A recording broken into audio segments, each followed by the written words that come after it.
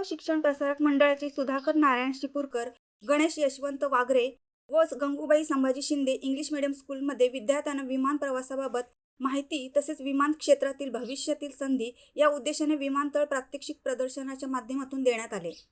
विमान रनवे, विमान वाहतुकीचे टप्पे, मालवाहक विमान, विमानतळावर जाण्यासाठी कसे जावे, काय करावे, प्रवासापूर्वी विमानतळावरील चेकिंग, सेक्युरिटी, विमानतळाबाहेरील पार्किंग अशा अनेक प्रकारच्या अडचणीबाबत माहिती प्रतिकृतीद्वारे देण्यात आली.